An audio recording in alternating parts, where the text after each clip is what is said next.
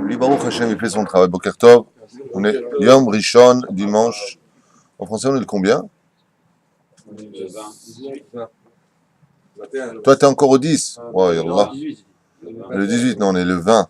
Le 20 octobre. Bezrat Hashem. Tov. En français, on est le 20 octobre. Exactement.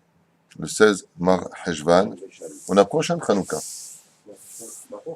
Dimanche, c'est questions-réponses. J'écoute vos questions. Bezrat Hashem. Hashem Naaseh Venatzliach. Elou Nishmat. Pour ce shiur Bezrat Hashem. Shoshanat 8 Bat Ali Alea Shalom. Chez Yom Khamishi. Yom Pekudata. Première question. Oui, tiens, pendant le cours hier, tu as dit que contrairement au téfilin où le droitier doit le mettre à la main gauche, même un gaucher doit tenir le loulav de la main droite. Oui. Je n'ai pas bien compris, c'est pas logique en toi. Pourquoi? Parce que. On a expliqué hier que les tefilines, la Torah nous prescrit. Pour les tefilines, on avait dit que s'il est gaucher, il met sur la main droite. Mais le loulav, il tient toujours de la main droite. Alors on dit c'est pas logique. Bien sûr que c'est logique, puisqu'il est marqué Al Yadecha, sur ta main. La Gemara nous dit pas Yadecha et la Yadkea, sur la main qui est faible. Donc étant donné qu'on a une prescription de la Torah que les tefilines se mettent sur le bras qui est faible, s'il est gaucher, son bras faible, c'est la droite. Donc dans la Torah, tout comme on te dit qu'on doit le mettre, Bezrat Hashem, sur la main faible, alors nous, la main faible, si on est droitier, c'est la gauche. Donc pour le gaucher, c'est la droite, il n'y a pas de problème. Par contre, le loulav se tient de la main droite. C'est le chesed qui doit le tenir. Et que tu sois gaucher ou que tu sois droitier, le chesed se tient toujours de ce côté-là, et non pas de ce côté-là. Voilà pour répondre à ta question. Question. Okay. On a dit que Abraham Avinu il avait le srout de dire Vayashkem Avraham Aboker. Okay. Mais on voit que dans la paracha, il y a plusieurs personnes qui se lèvent Vayashkem Avraham Aboker. Et Dafka Abraham, il aura le srout et le reste non. Ça veut dire pourquoi? Parce que quelqu'un s'est levé le matin, il y a vraiment quelqu'un, entre guillemets, il s'est levé le matin, Dafka lui, il aura le srout et le reste n'ont pas de srout. On a Vimelech recouvre Vayashkem Avraham Aboker. Et sur les autres, on marque aussi Vayashkem. Et Avarak Abraham, il a le srout. On fait lama. Si on aurait dit sur tout le monde qui se lève le matin tôt. Alors la question, c'est pourquoi sur Avraham Avinu, sur lequel il y a marqué Vayashkem Avraham Boker, qu'il se leva le matin, il y aurait du mérite, et pourquoi pas pour Bilam ou Avimelech qui se sont levés le matin, ou les Russes qui sortent leur chien le matin aussi, et il n'y aurait pas de srout. On est bien d'accord, c'est ça la question que tu poses. Alors la réponse est très simple. Baruch Hashem Shtabach Shemon Lahad. Quand il s'agit de faire de mal, le Yetzer Hara diminue sa force. Ce qui fait que il n'y a plus besoin vraiment de lutter. Quand, par exemple, tu vas prendre une personne qui étudie toutes les nuits. Cette personne étudie toutes les nuits. Le Zohar HaKadosh nous dit « Chut shel chesed » du Kisa Kavod vient sur son visage. Cet homme-là a une haine. Il a une, comme on l'a vu chez Esther, il a de la grâce divine sur lui, mamash. Alors qu'est-ce que tu fais d'un videur de boîte de nuit qui, toutes les nuits, devant la porte, en train de voir qui va rentrer et sortir? Celui, il a de la crasse sur le visage. C'est peut-être la différence. Quand il s'agit de faire le mal, on peut pas donner du mérite parce que le Yetzer Hara renforce l'homme au maximum au-delà de son potentiel, ce qu'on appelle son libre arbitre. C'est pour cela que tu constateras Vayashkem Avraham Baboker. Quand il s'agit de se lever pour la prière et ainsi de suite, le Yetzer Hara se renforce. Ne te lève pas, tu es fatigué, il y a minyan ailleurs, tu peux te lever à 10 heures, tu peux te lever plus tard. Donc c'est l'intériorité qui démontre le mérite extérieur que nous on voit. Mais par contre, quand on est rachat, pourquoi par exemple lui s'est levé? Il a entendu Abimelech, quoi? Il a entendu du bruit. Ah, la curiosité de pouvoir essayer de choper une image qui pourrait exciter son Yetzer Hara. Eh bien, lui, par contre, de son côté à lui, on peut pas lui donner du mérite. Pourquoi? Parce que, comme le dit la Gemara, les Hatid Lavo, à la fin des temps, Bezrat Hashem, Akadosh Baruch Hu montrera le Yetzer Hara au Tzadikim et au Reshaim. Il y a marqué les Tzadikim ifku, vers Reshaim ifku.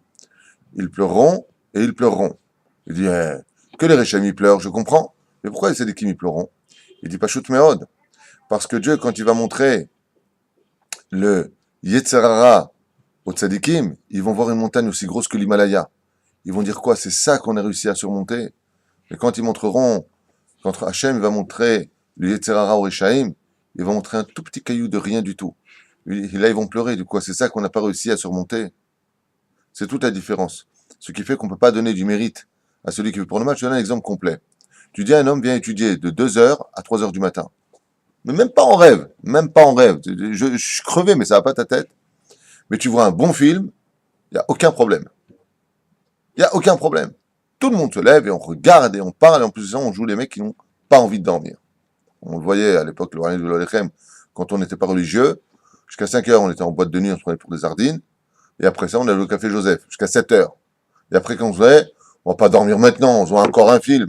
On a fait tchouva, il est 10h, 10h30, tu regardes ta montre.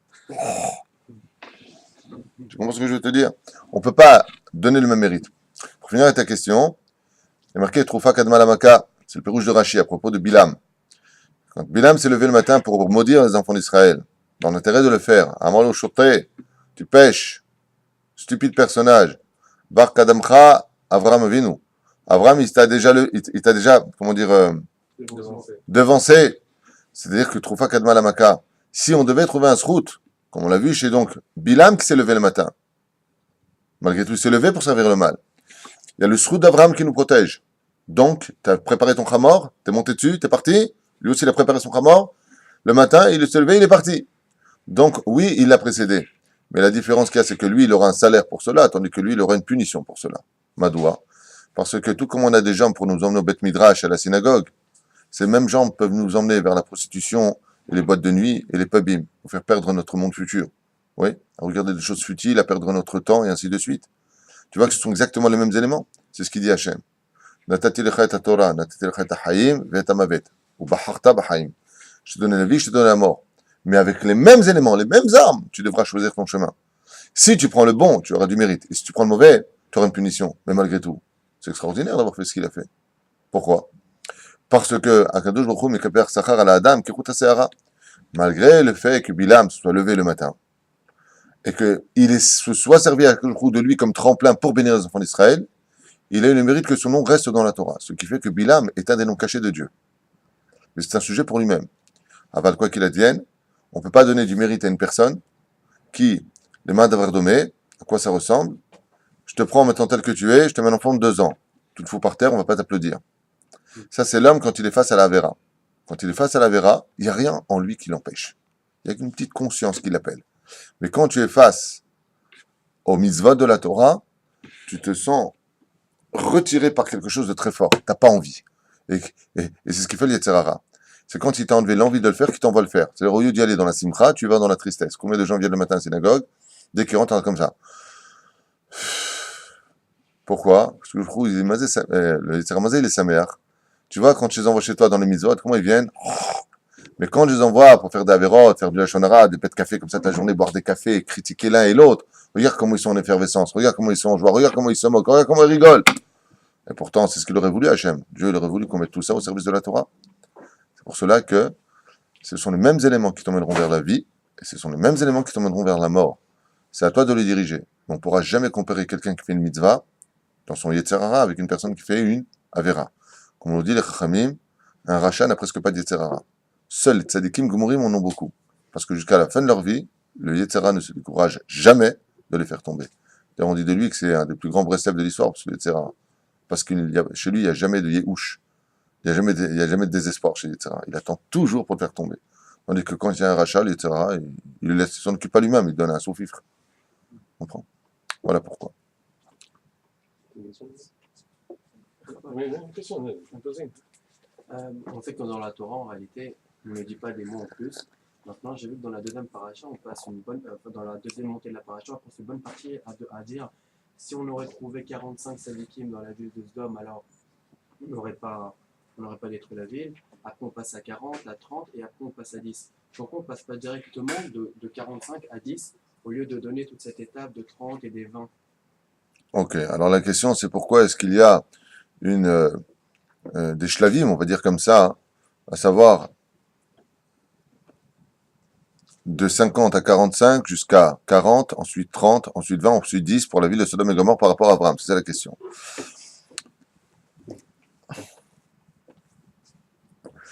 Hier, pendant le cours, on a expliqué Bichlal pourquoi il commence à 50 et pourquoi il commence pas à 60 ou 70 ou même 100% de tzadikim. Ou alors 36 tzadikim. On sait que le monde tient sur 36 tzadikim.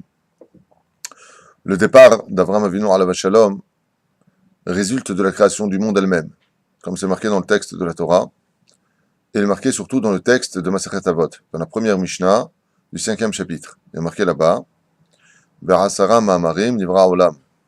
Par 10 paroles, le monde a été créé. C'est quoi ces 10 paroles? Vayomer. Vayomer Elokim, Vayomer Elokim, Vayomer Elokim, Vayomer Elokim. Dieu a dit, Dieu a dit, Dieu a dit, pour la création du monde. Marana Ben Ishra explique que le mot Vayomer est composé de 5 lettres. Et comme il y a eu 10 paroles pour créer le monde, Dieu a dit donc combien de fois le mot Vayomer, qui est composé de 5 lettres? 10 fois. 10 fois 5, 50. Il fallait trouver l'équivalent de 50 sadikim pour permettre à cette ville de se renouveler comme la création du monde. À savoir que s'il y a 50 sadikim qui s'y trouvent, eh bien, on pourra, Bezrat Hashem, arriver à sauver le monde. Le problème qu'il y a, c'est qu'imaginons qu'il n'y ait pas 50. Alors on va retirer un Vayomer. Si je retire maintenant un Vayomer, il me reste combien? 45. Puisque j'ai retiré un Vayomer. Donc le premier Vayomer de la création du monde, ok, moi je remarque qu'il n'y ait plus de jour et qu'il n'y ait plus de nuit chez eux. Mais au moins qu'il y ait du déchet, qu'il y ait de quoi vivre, qu'il y ait dans les bénédictions de la création du monde ce qu'il faut. Comme il voit qu'il n'y a pas du tout, Akadosh Baruch Hu lui fait comprendre qu'il n'y a pas, il en enlève encore 5 pour remettre Hachem à l'épreuve, pour voir si bien pas pour mettre Hachem à l'épreuve, mais à Kavana, pour voir que si j'enlève le deuxième Vayomer, et pourquoi ça devient compliqué? Parce que là, effectivement, quand il n'y a pas le deuxième Vayomer à Kavana, on parle des pluies. Pourquoi les pluies? Parce qu'Akadosh Baruch Hu a séparé les eaux d'en haut des eaux d'en bas, donc ça devient problématique. Alors il voit non plus qu'il n'y a pas de possibilité, puisqu'on a dit que chaque sadique correspond à un Vayomer. On est bien d'accord? Donc, qu'est-ce que fait Abraham maintenant? Il va de 2 par 2. Quand il arrive aux 2 derniers, ça ne sert à rien d'aller plus loin. Car si les 2 derniers, c'est quoi? C'est l'homme. Dans la création du monde, quand tu arrives à l'homme, Vayomer Elohim. Donc, on voit que si il y a moins de 10, les 2 derniers Vayomer, ils appartiennent à qui? À la création des animaux et des hommes. Donc, s'il n'y a plus, il n'y a plus rien. Donc, c'est pas la peine d'aller en dessous de 10. C'est important de passer par les 20 pour dire que... Le Vadaï, tant que tu peux sauver quelque chose, par exemple le 4e jour, quand tu arrives à 30, ouais, tu as comme le soleil et la lune.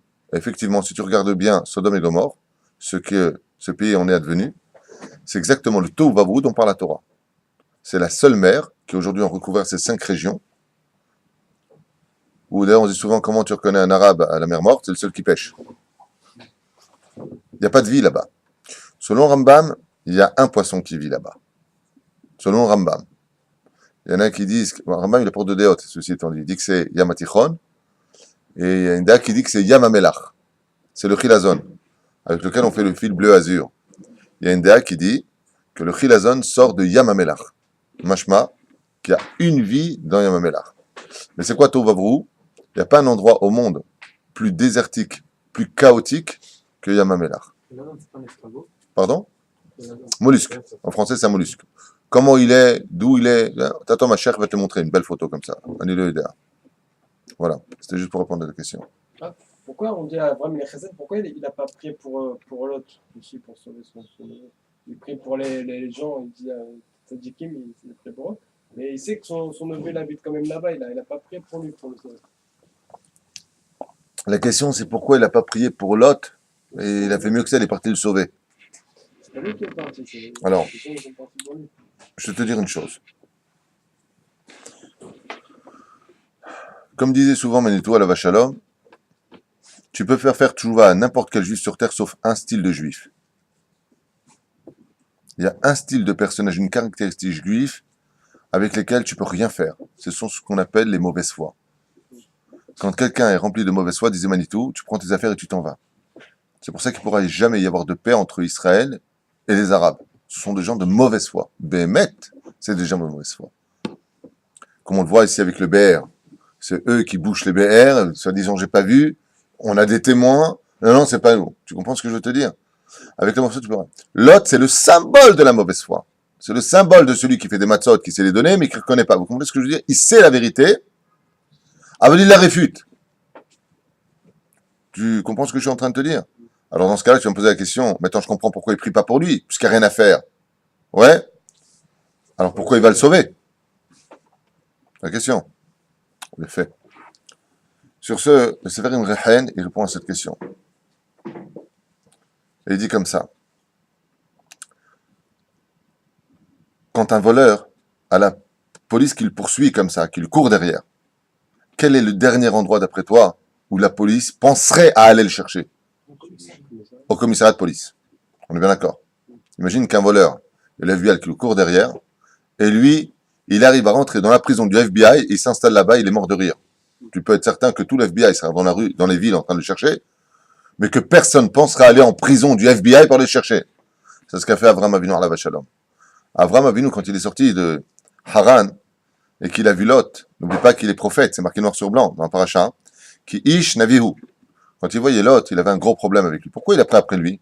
Harry, c'est très bien qu'il ait de mauvaise foi, Lot. Alors pourquoi tu le prends avec toi? La réponse est très simple. C'est parce que Avraham savait que le Mashiach vient des entrailles de Lot. Et comme il voyait que le Satan ne laissait pas tomber une fraction de seconde ses yeux de Lot, qu'est-ce qu'il a fait Avraham Avinu? Il l'envoie dans la ville de Sodome et Gomorrhe. Il l'envoie dans la prison, c'est-à-dire dans le QG du Yetzer Hara le plus absolu. Le Yetzer Hara, quand il a vu Lot partir dans Sodome et Gomorrhe, et de plus devenir le juge suprême de la ville de Sodome et Gomorrhe, ça lui a brouillé toutes les pistes. Il a dit, bon, alors Bétar, c'est d'Abraham Avinu que viendra le Melech HaMashiach. Donc je vais m'occuper de lui. Quand il fera la Brit Mila de son fils, comme tu l'as rappelé hier dans le Midrash, on avait parlé sur le Sefer Kavayachar, il oubliera même d'inviter les pauvres. Ah, maintenant tu pourras emmener ton fils à la Kedat Yitzhak. Ça a brouillé les pistes. Ce qui fait que quand il a entendu que Lot était en danger, Abraham est obligé d'aller le sauver. C'est pas Lot qui est parti sauver. C'est le Melech HaMashiach, qui devait venir de Lot. D'où justement cet épisode que nous avons lu maintenant dans sa paracha de Vayera, où les filles de Lot iront avec leur père, et de cet inceste va naître Moab, qui engendrera Ruth, et plus tard le roi David. En d'autres termes, quand Akadosh Baruch Hu veut brouiller les pistes du Yetzer Hara dans sa création du monde, dans cette espèce de jeu au niveau de Elohim, pas à notre niveau à nous, hein, c'est pas un jeu, Chas v'Shalom. Au niveau de Dieu, c'est comme un jeu. C'est comme ça qu'on pourrait le définir dans notre langage à nous. Akadosh Baruch Hu joue avec le Yetzer Hara en lui brouillant les pistes. Et ce sera pareil pour Yehuda. Vayere de Yehuda me'ahav. Yehuda, il descend de ses frères. Bassof, il voit une prostituée. Dieu lui brouille ses yeux. Il vient vers elle. Il vient vers Tamar. Et de là viendra le Melech HaMashiach. C'est-à-dire que le Mashiach va passer par des stations tellement ambiguës que même le Yetzer Hara lui-même n'imagine pas qu'une seconde de ses ronces puisse naître la rose. C'est-à-dire le Melech HaMashiach. Voilà pourquoi il vient le sauver. Et voilà pourquoi il ne tient pas spécialement à prier pour lui. Parce que s'il prie et qu'il fait tchouva, le Yetzer Hara automatiquement remet ses yeux sur lui en disant « De toi, il y a Yetzer Hara ». En d'autres termes, si je peux me permettre le mot, pour Avraham Avinu, c'est presque intéressant en tant que Shutav d'Hachem que, comme c'est marqué, Dieu a besoin aussi des Rechaim. Ils ont un rôle à jouer. C'est presque intéressant de pouvoir cacher le Mashiach derrière Lot. C'est pour ça que dans la réincarnation de Lot, il fera tchouva. Mais pas là. Là, pour l'instant, il faut qu'il reste comme ça. Il pourrait changer de lui-même. Les anges viennent le voir. Il est conscient qu'il voit des anges. Mais la mauvaise foi l'emporte. Et quand quelqu'un est de mauvaise foi, ça ne sert à rien de discuter, ça ne sert à rien de négocier, et ça ne sert à rien d'espérer. Sauf accident flagrant. La preuve en est, quand est-ce qu'on va disparaître Lot du texte de la Torah? À quel moment Lot? Zéou Nigmar. Keilou, ça y est. Bon, dès qu'il est parti avec ses filles, il les a mis enceintes, Lot n'intéresse plus personne. De là, tu comprends que toute l'histoire de Lot n'a existé que pour l'honneur du Melech HaMashiach. Question. Ah, Adam. Oula. J'ai lu quelque chose dans Méamoès qui m'a. Je ne suis pas sûr d'avoir bien compris, à savoir que toutes les forces du Sitra Aracha, donc les forces du mal, elles sont là pour nous envoyer des épreuves et pour nous envoyer des épreuves et qu'on est censé passer ces épreuves. Et quand on ne les passe pas, donc on faute, et qu'en fin de compte, in fine, ces forces du mal ne sont pas contentes, elles sont tristes. Alors, je ne sais pas quel mot tu dis, mais elles sont tristes parce qu'en fin de compte, le fait de fauter, on s'éloigne d'Hachem. Alors, on s'éloigne d'Hachem, on ne répond pas, on n'est pas dans le plan d'Hachem. C'est question-réponse. C'est quoi la question? La question, c'est ces forces du mal. Quelle force du mal on va définir? Mais ces forces du mal, elles sont heureuses ou elles ne sont pas heureuses lorsqu'on faute?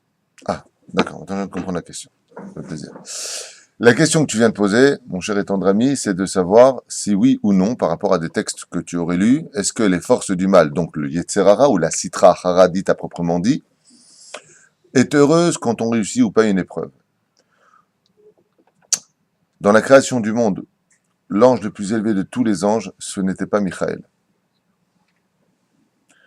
C'était Samechmem. C'est son nom, on ne peut pas le prononcer. Lui avait 12 ailes, comme ça explique le Zohar. C'était le plus élevé de tous les anges. Le best and the best. Seulement, malheureusement, pour lui, il est tombé dans la jalousie. Et en tombant dans la jalousie, il est tombé de son grade, d'où le symbole du serpent.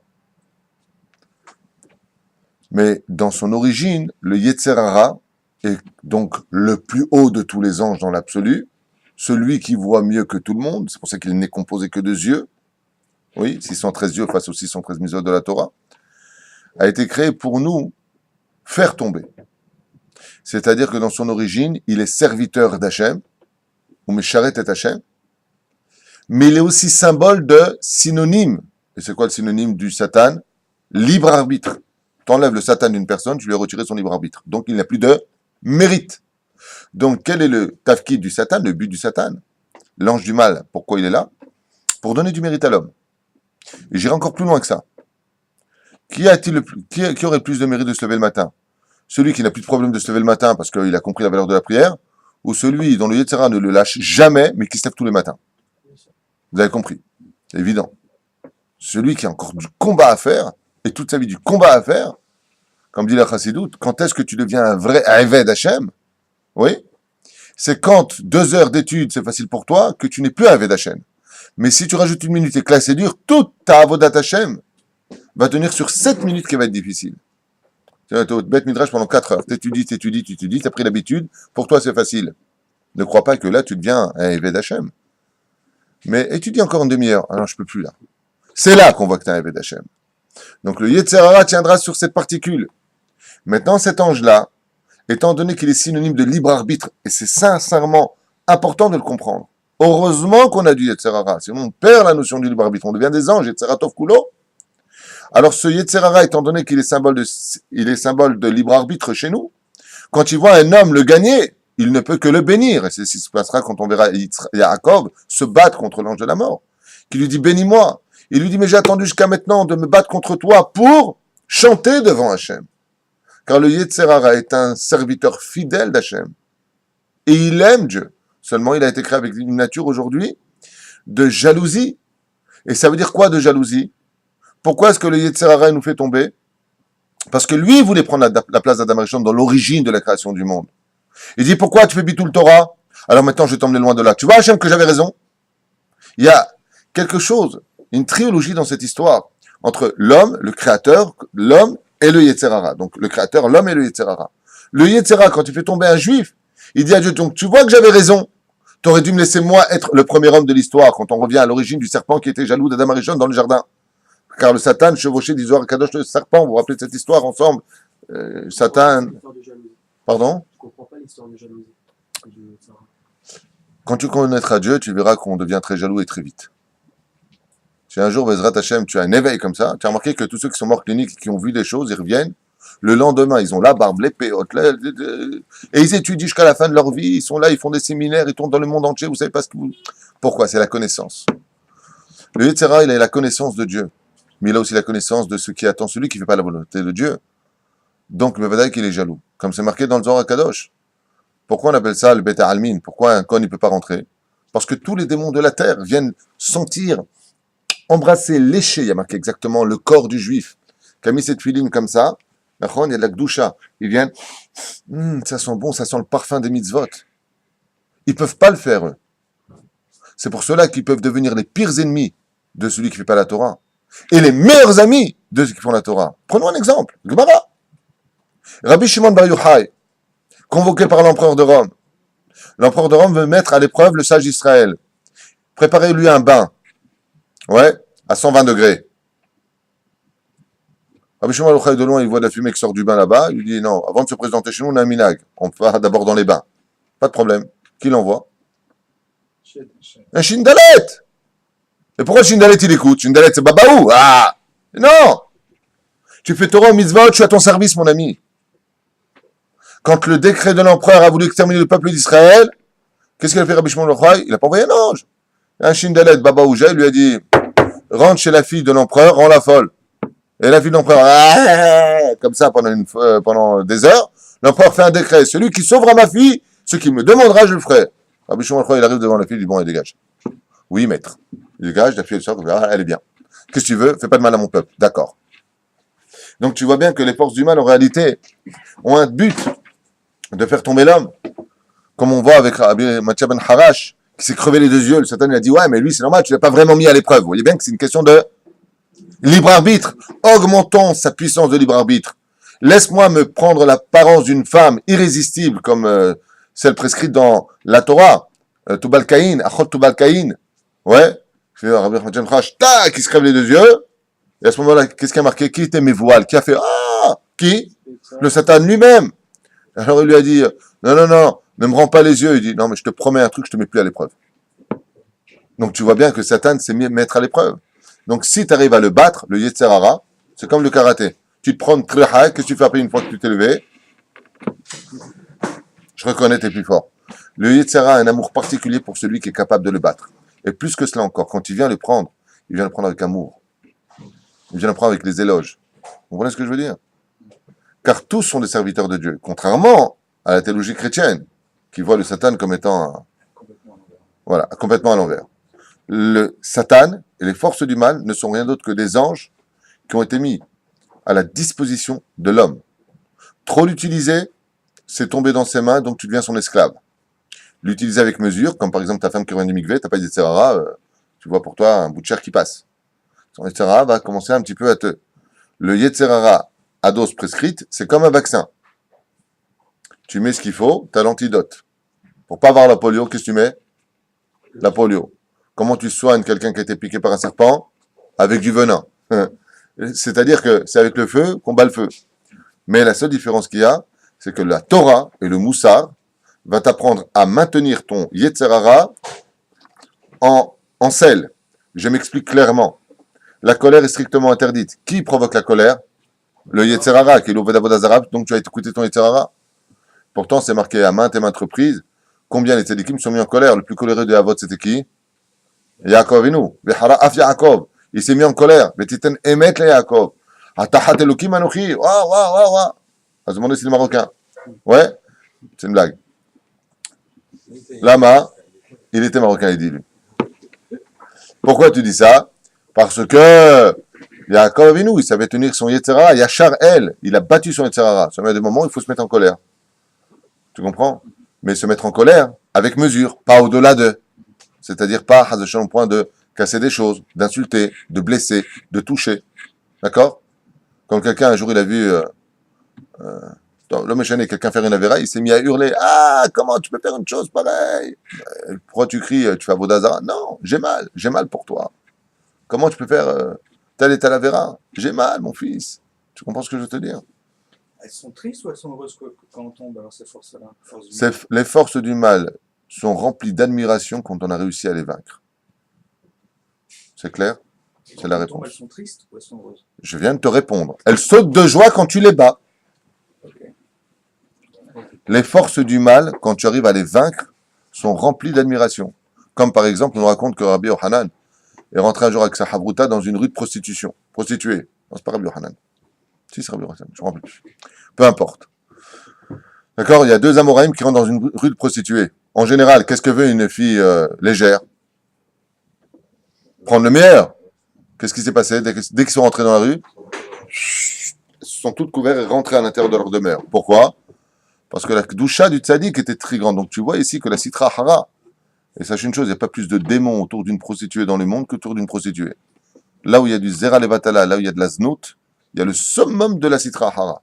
La sitra hara, quand elle voit des tzaddikim qui rentrent, ils sont prosternés devant lui. Le Baal Shem Tov, une fois, il est arrivé devant une sorcière, le Besh Takadosh. Alors il était avec son beau-frère, qui était le Havbeddin de l'époque, et quand il est arrivé devant la sorcière était regardé le beau-frère, qui était Havbeddin, elle était morte de rire devant lui. Il dit, attends, sorcière, tu fais du mal aux juifs, tu vas voir. Attends, Baal Shem Tov était derrière. Et cette femme, elle a commencé à trembler dans tous les sens. Et elle lui a dit, il y a la shrina ici. Il dit à Shrina, tu vas voir, on va te faire comme ça et comme ça si tu continues, fais pas du mal aux Juifs, arrête d'appeler les démons, tu fais du mal au peuple d'Israël, en Russie. Le Baal Shem Tov, il avait un chapeau, il était très anave comme ça, il avait un chapeau long. Il a commencé à lever comme ça un peu son chapeau et faire apparaître son front. Et elle s'est mise à hurler comme si elle était sur une chaise électrique. Sortez-le, sortez-le. C'est comme ça que le Baal Shem Tov a été découvert par son beau-frère. Il a dit, mais qui? Il lui a dit, Ish Elohim. Il y a un homme de Dieu ici. Tu comprends ce que je veux te dire? Sortez-le, je peux pas. Voix d'arabe, sortez. Je peux pas. Tu comprends? Non? D'accord. Sheila. C'est marqué que Sarah, elle a rigolé de Kirba. Ok. Et c'est marqué aussi que Abraham Avinu aussi, il a rigolé. J'ai lu dans un midrash qu'Akadosh Baruch Hu ne punit pas. Quand il y a un petit et un grand, il va au petit pour que le grand comprend. Ça veut dire qu'Abraham Avinu, il a fait aussi une faute. Mais on voit que Dafka, Sarah, elle a été punie en enlevant des années sur ça. Et sur Abraham Avinu, non. L'âme. Si lui, il a fait, c'est le Gadol Yoter, on a appris que d'abord le Gadol, il reçoit, et après le petit, il apprend de ça. Et là, c'est l'inverse. Akadosh Baruch Hu, Michmat Akavod, il parle avec le petit pour que le grand, il comprenne. Comme ça, le Midrash, il dit, j'ai vu dans un... Si le Midrash dit ça, on a un problème avec cela, de parler avec le petit. Je te rappelle que dans le texte, Dieu ne parle pas à Sarah directement, il parle à Abraham. Il dit à Abraham, pourquoi Sarah a ri? Et non pas à Sarah. Donc il parle au grand. Il parle à lui, au grand, mais pour qu'il sur la... On a répondu à cette question d'Afkaïr pendant le shiur. Non, je ne me rappelle pas. Peut-être que tu n'étais pas là. Alors.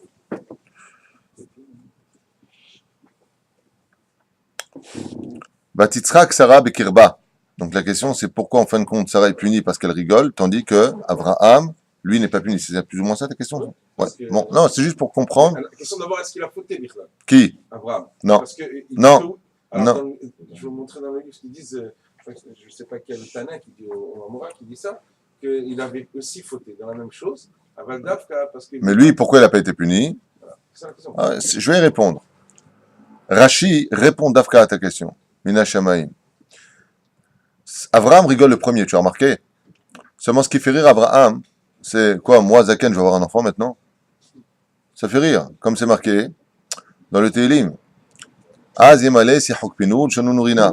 Pourquoi quand viendra le Melech HaMashiach, on sera tous morts de rire?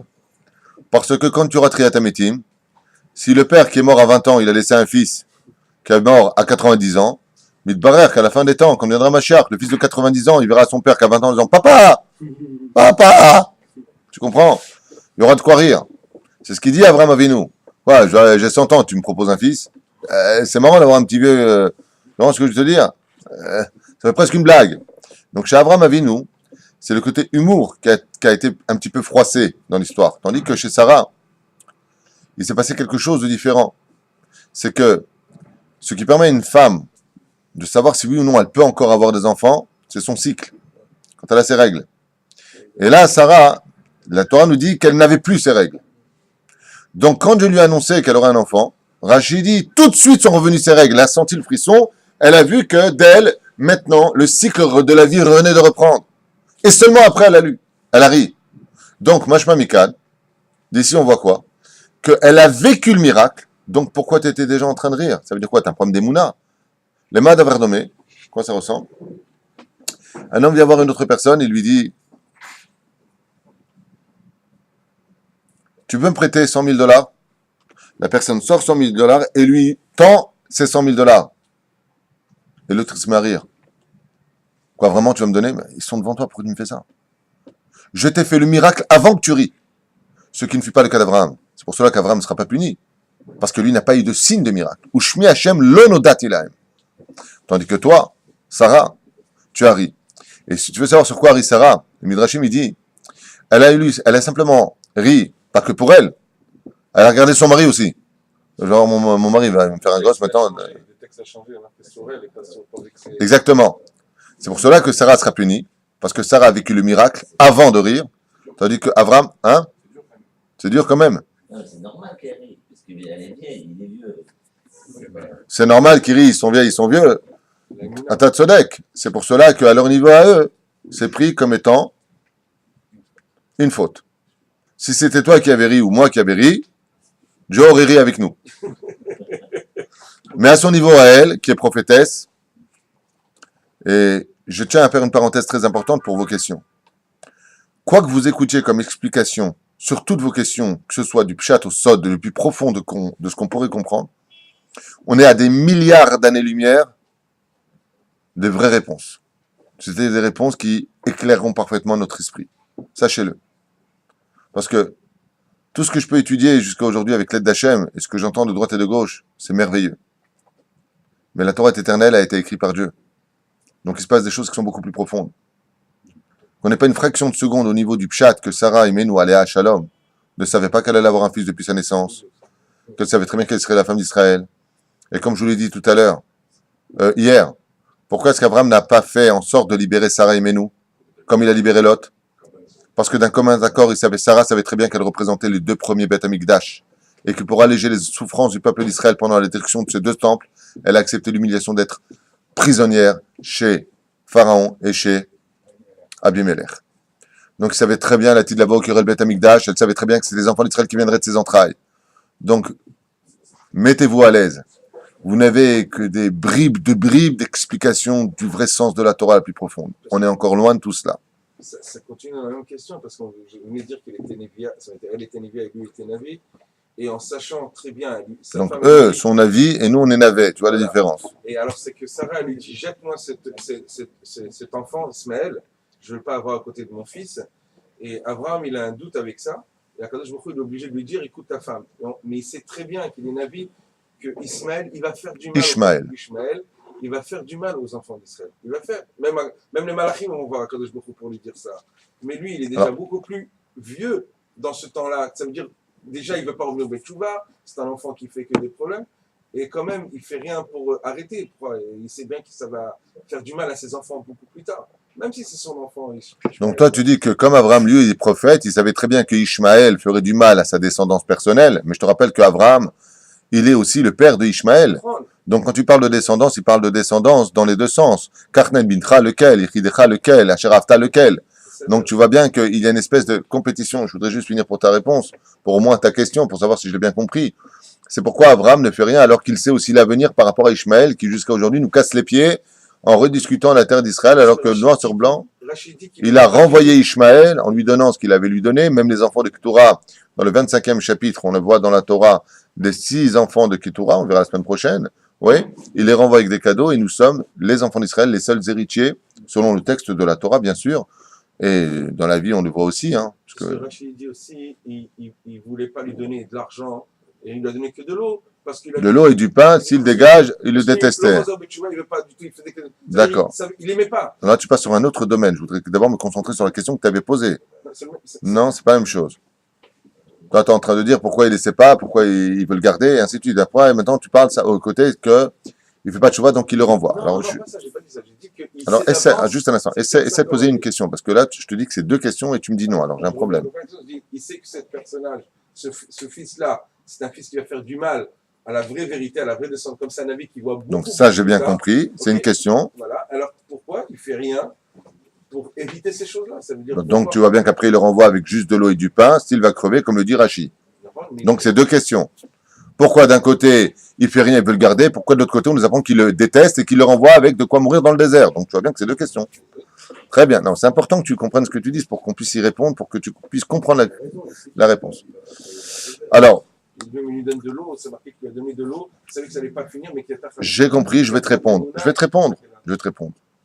Abraham est mondialement connu, comme on le verra dans la paracha de la semaine prochaine, Chaye Sarah, qui ish Elokim ata bekirbenu. Nasi Elokim ata bekirbenu. Tu es un prince de Dieu parmi nous. Il est mondialement connu pour amener tout le monde sous les ailes de la Shrina. Tu imagines la pluie pour Abraham d'avoir envoyé son propre fils? Est-ce que vous réalisez ce que je viens de vous dire? Bien sûr. Tu imagines qu'Abraham ramène tout le monde sous les ailes de la Shrina. Mais son fils, de ses entrailles, qui lui a demandé Sarah. Ouais. Et Abraham, il a un problème avec ça. Agar n'a jamais dit, bon, écoute, ta femme n'arrive pas à avoir de gauche, chérie, viens chez moi. Non. C'est Sarah qui lui demande de faire cet enfant. Et maintenant, c'est Sarah qui lui demande de le renvoyer. Donc, Abraham, il a un problème vis-à-vis de son identité. C'est l'homme du chesed. Abraham ne supporte pas l'injustice. Un petit spet tzadikim racha. Comment Dieu, tu peux détruire le tzadik avec le rachat? Il dit, n'oublie pas que c'est toi qui l'as demandé. Imagine ta femme te demande de venir la voir. Je t'en supplie, viens, une fois que tu es là, tu me casses les pieds, je ne pas demandé pourquoi tu es là. Que tu vas lui répondre. Mais c'est toi qui m'as demandé de venir. C'est exactement ce qui s'est passé avec Sarah. Sarah a demandé à Agar de venir. alors que celui-là renvoie. Oui, mais je t'ai demandé de venir dans certaines conditions. Pas, et c'est exactement ce qui se passe d'ailleurs en France, vous avez remarqué. D'accord? Les Français ont accueilli l'islam en France. Aujourd'hui, l'islam préconise la France, leur appartenant, en disant qu'ils l'ont aidé pendant la Deuxième Guerre mondiale. Donc, d'accord, on vous a fait la mosquée de Paris pour cela, mais non, mais tout nous appartient. C'est exactement ce qui se passe avec Agar. L'histoire se répète. Résultat des courses, Agar est appelé pour rendre un service. Maintenant, je prends tout. Non, on a juste un service. Le Madavar Domé, fais attention si tu demandes à un arabe de t'aider à lever la table. Parce que si t'aides à la lever, tu dis, allez, à moi la table. Je t'ai aidé. C'est exactement la devise de l'islam. Je t'ai rendu un service, tu m'appartiens. Un d'avoir casé. Chazve shalom. Oui. C'est pour cela qu'Avram Avinu, dans son identité, il a un problème. Je ramène tout le monde, tous les ailes de la Shrina, et mon propre fils, je le mets dehors. Quelle pub je me fais? Mais quand il s'agit maintenant d'Akadosh Baruch Hu qui lui écoute la voix de ta femme, dans Pirkei de Rabbi Eliezer, ainsi que dans Zohar Kadosh, il dit que sache que la réaction de Sarah sera si grave que jusqu'à la fin des temps, dans la dernière cachée de toutes les galouilles d'Israël qui s'appelle la septième galoute, ce sera la pire de toutes. Et pourquoi? Ce sera la galoute d'Ishmaël. Et qu'est-ce que voudra vous faire payer Ishmaël? Le fait d'avoir été renvoyé alors que c'est Sarah qui lui a demandé de venir. Est-ce que tu comprends comment ça se passe? Mais pourquoi? Parce que Akadosh Baruch Hu mekapeach, c'est-à-dire srout chez la dame qui route à Sehara. C'est-à-dire que des fois il faut passer par la césarienne pour faire naître un enfant. Alors tu vas couper de la viande, ok, tu vas couper comme ça le ventre, tu vas faire sortir l'enfant, tu couds, ça fait mal, tu mets des agrafes et ainsi de suite. Mais l'enfant est né. Il fallait passer par cette épreuve extrêmement difficile de la vie pour laisser le peuple d'Israël seul héritier accompagné d'Ishmaël. Et comme justement il est Navi, je vais te donner une deuxième réponse qui va encore plus t'éblouir le visage. C'est que, qui est celui qui va enterrer, en fin de compte, Abraham? Arrête d'appeler Ismaël. Ishmaël est le Marocain, lui, Yom Assisi. Ismaël. Ishmaël. Ok? Ishmaël fait teshuva à la fin de sa vie. Abraham le sait. Il dit, pourquoi tu veux renvoyer? Ou l'atid, l'arzor bitchouva. C'est-à-dire que cet homme-là, l'atid lavo, il va faire teshuva. Donc, étant donné que je vois l'avenir, je ne vois pas l'avenir de ses descendants. Je vois le Bacher ou Sham. Je suis comme Hachem. C'est-à-dire que je vois maintenant ce qu'il est. Effectivement, Ishmaël fera teshuva. C'est un signe que la fin des temps, Ishmaël raccompagnera Israël en reconnaissant, et sachez que Ishmaël deviendra, les Arabes deviendront les plus vrais amis de toute l'histoire de l'humanité des Juifs. Dès qu'il y aura Mashiach. L'Arabie Saoudite, l'Iran, l'Irak, les Algériens, les Tunisiens, les Marocains du monde entier, les Syriens, les Libyens, tous les Arabes du monde entier deviendront les meilleurs amis du peuple juif. Mais à un degré comme jamais dans l'histoire on l'a vu. C'est ce qu'a vu Abraham. Abraham, je vous ai dit, dans le shiur d'hier, c'est celui qui veut ramener la Géoula dans son époque à lui. D'où l'expression, comme le dit la Gemara dans Brachot, quand il va sacrifier son fils, il dit restez ici, de toute façon on revient. Comme ça on revient, tu vas le sacrifier. Seulement dans quelles conditions chez Abraham Avinu, il peut dire on revient? Alors il y a deux explications. Celle de la Gemara qui dit à jamais un homme devrait ouvrir sa bouche du bon côté. Comme tu as dit, on revient par le mérite d'avoir parlé positivement, tu as apporté le positif dans ta vie. Pshat de la Gemara, on met de côté. Explication valable, bien sûr. Deuxième explication, qui est beaucoup plus profonde, c'est qu'Abraham Avinu est persuadé qu'il est le Mashiach final, c'est-à-dire le libérateur absolu. Et si Dieu lui dit que de toi descendra une grande descendance, va tuer ton fils, pour lui c'est l'annonciation qu'il est le Melech HaMashiach. Parce que dès que vient Melech HaMashiach, qui vient avec lui? Les morts, Triat HaMetim. Et c'est exactement ce qui s'est passé. Yitzhak est mort sur le Mizbeach et revient avec lui. Seulement, il n'est pas le Mashiach Vadaï. Il est la source de la base énergétique du chesed par lequel le Melech HaMashiach, à la fin des temps, envahira le monde. Tout comme il est marqué, à la fin des temps, le ciel et la terre sera rempli de la connaissance de Dieu. Abraham voulait déjà faire connaître Dieu à tout le monde. Et Dieu va lui casser ses plans. Abraham, arrête, t'es mort, t'as pas compris, c'est de toi que viendra le peuple d'Israël, pas de la terre entière. Mishpechot Adama, Abraham, Avamon le Goïm. Non, de toi viendra le peuple d'Israël. Et à la fin des temps, le peuple d'Israël, à travers justement, et on le voit, qui sont ceux qui font connaître parmi les Goïm, je vous en prie, qui sont ceux qui font connaître parmi les Goïm la valeur de la Torah et des mitzvot? Les Chassidim. Non, Abraham, s'il te plaît. Évite de répondre. Alors, Adam, pardon. Abraham est là-bas, pardon. Non, des fois, faut faire Tani Dibour, toi. Alors, comment on appelle les Lubavitch, ils appartiennent à quelle tendance? Chassidim. Vous voyez bien, Chassidim, ça vient de quelle sphira? Chesed. Ce sont les enfants d'Abraham Avinu. Idéologiquement parlant, comme disait le rabbi de Lubavitch, Jatzal, le fait d'être parmi les goïms, c'est de ramener les étincelles sous les ailes de la Shrina et promulguer les 7 lois noachides parmi les goïms. Combien on se doit d'être droit avec eux et d'être bon avec tout le monde, comme la Torah et la Halacha nous l'enseignent, bien sûr. Ne pas se marier avec eux, chas v'shalom. Chacun son territoire pour mieux vivre et se respecter. Qu'on se comprenne bien. Aval, faire connaître exactement comme Abraham a voulu. Donc, en fin de compte, on voit que Dor et Dorbieh, on revient à quel personnage à la fin des temps? Abraham Avinu. Tu comprends? Donc, pour lui, de renvoyer Ishmaël, c'est d'admettre qu'en fin de compte, c'est pas de lui que démarra l'histoire, mais d'une longue histoire qu'on est en train de traverser à travers Yitzhak, Yaakov, Yosef, le roi David, Melech HaMashiach. Pour faire ça en Kitsour. Pourquoi c'est pas grave que les 12 enfants et 12 tribus? Pourquoi ce n'est pas Abraham qui mettra au monde les 12 tribus? La Goura, il a eu à la fin. Très bonne question, j'aime bien ta question, je vais y répondre avec ta permission. Le Rambam écrit dans l'Elchot Deot, comme on l'a déjà dit, que tout ce qui est Kitsoni est négatif. Tout ce qui est extrême est négatif. On ne peut faire venir la descendance d'Israël que de la Sfirat HaYesod. Je m'explique en 2 mots. Le Chesed seul, c'est dangereux. Le Din seul, c'est dangereux. Ensemble, ça fait qui?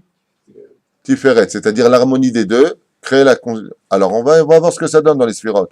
Keter, Da'at,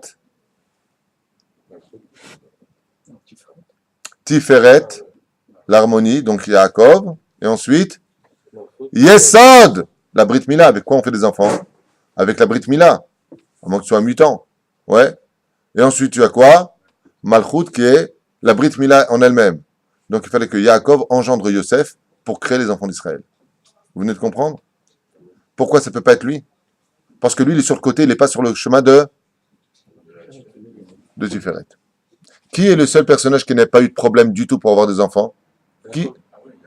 Ouais, vous venez de comprendre Mazel Tov. Abraham était stérile. Yitzhak était stérile, puisque Rivka prie pour lui.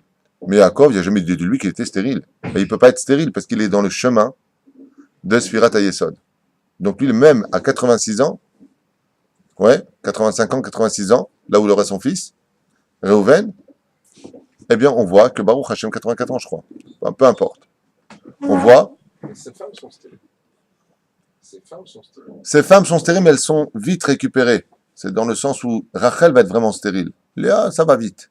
Parce qu'il va avec Léa, il a déjà... C'est Rachel qui est stérile. Léa n'est pas stérile. Vaïskor et Rachma pour Rachel, pas pour Léa. Léa, il va avec elle, elle est enceinte. Il donne Réhouven. Deuxième fois où il va avec elle, il donne Réhouven. Oui, Patach la et Arechem. Mais elle est... Donc, tu vois qu'elle n'était pas mariée avant. Mais comme elle était Tsnoua avant, elle était Senoua, c'est-à-dire qu'elle était moins aimée de Yaakov, pour pouvoir être aimée de Yaakov, va lui donner son premier fils qui s'appelle Rouven. À Tatsodek, mais ça s'est passé quand? Le soir du mariage. Donc tu vois bien que dès qu'elle s'est mariée, elle a eu un enfant, puisque c'est Ben Temoura. Alors qu'il était avec elle, il pensait que c'était Rachel. Donc elle est tombée enceinte. Ouais. À la deuxième Beïla, quand il est parti avec elle, il est parti donc 2 fois avec elle, parce qu'on sait qu'une femme vierge ne peut jamais tomber enceinte de sa première union. Ouais. Donc quand il est parti avec elle, ne s'étant pas retiré, il l'a mis enceinte. Donc tu vois bien qu'elle n'est pas stérile. Puisqu'elle est tombée enceinte le soir même de son mariage. Stérile, c'est qu'elle a attendu au moins un jour. Non.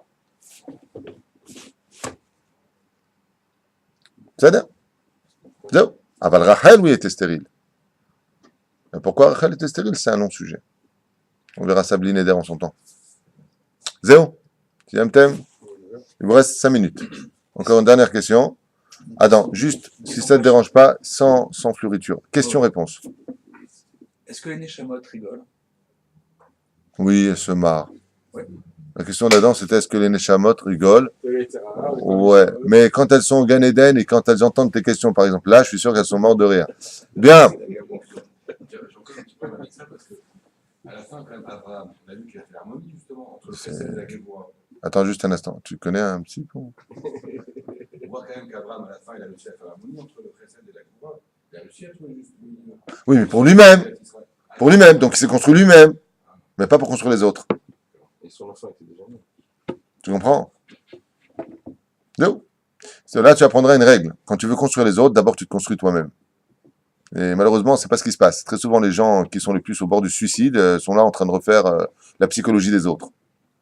C'est une grave erreur. Un homme doit apprendre à se connaître. Et une fois qu'il s'est construit, alors il devient, Baruch Hashem, comme une lumière pour les autres. J'explique, regarde, moi aussi je suis passé par la même épreuve. Et je m'en suis sorti. J'ai une question, parce que c'est marqué, Rashi il dit, je sais pas, que Akadosh Baruch Hu, il a fait en sorte, le malach Gabriel, ils sont tellement grands que c'est marqué qu'ils sont les anges, ils sont du Ritzpa, du sol jusqu'au ciel, ils sont grands. Mais Akadosh Baruch Hu, pour avoir vu, on les a rendus petits, qu'ils pouvaient rentrer, s'asseoir tous les trois et à manger à sa table. Ok? Et il a fait comme Abraham Avinu, il était habitué de Malachim, ok? Il a fait comme Anashim pour lui, c'était. Et pour c'est marqué pour Lot, il a vu comme Malachim, comme il n'avait pas habitué à avoir des Anashim. Mais s'il est rentré comme des Malachim, et qu'ils sont grands, ils sont géants, comment ça se fait que les gens de Sodome, ils sont venus quand même à se battre contre eux? Ça veut dire comment ils ont pu avoir le courage de venir se battre contre des Malachim? Il y a marqué nulle part qu'ils se sont battus contre des malachim. Non, c'est marqué c'est marqué, c'est qu'ils sont venus, ils ont demandé, donnez-moi, sentez-moi ces gens. C'est-à-dire que les malachim sont battus. Donc, attends. D'abord, c'est quoi la question? Pourquoi, si ces anges sont si grands? Ça veut dire si ces anges, on voit que c'est des anges, parce que lui, il a vu comme des anges.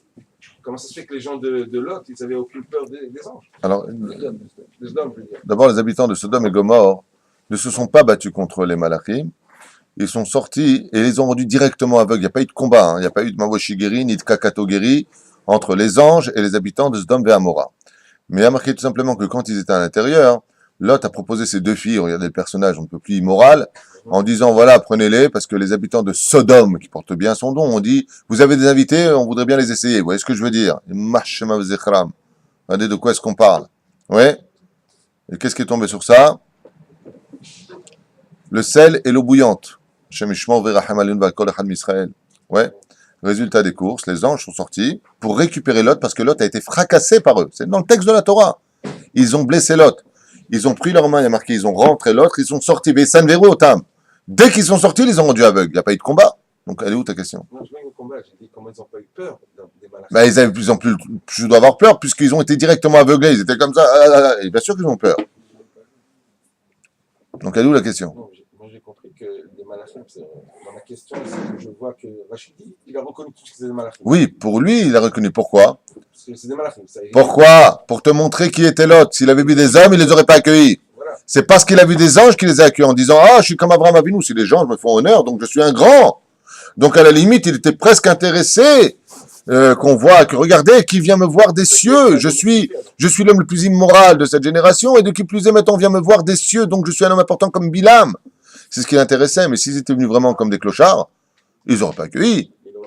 C'est pour ça que chez Lot, ils sont obligés de se montrer comme étant des anges. Tandis que chez Abraham, de se montrer comme un homme pachout. Abraham ne recherchait pas ni le respect ni le kavod. Il ne cherchait pas tous les honneurs, Abraham Avinu. Qui que tu sois, Baba, viens sous les ailes de Shrina. Si tu n'es pas juif, respecte cette loi noachide. Si tu veux qu'on s'aide, il n'y a pas de problème. Mais chez Lot, si tu n'es pas minimum un ange de Dieu, tu ne rentres pas chez moi.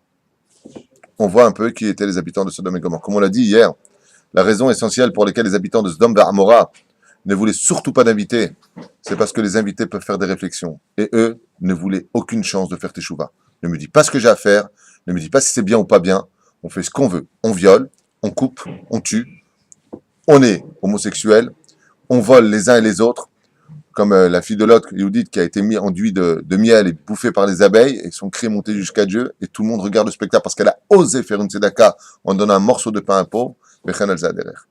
C'est l'endroit où on ne permet pas Sdom ve'Amora, c'est l'endroit où on ne permet pas la teshuva au niveau de la remontrance.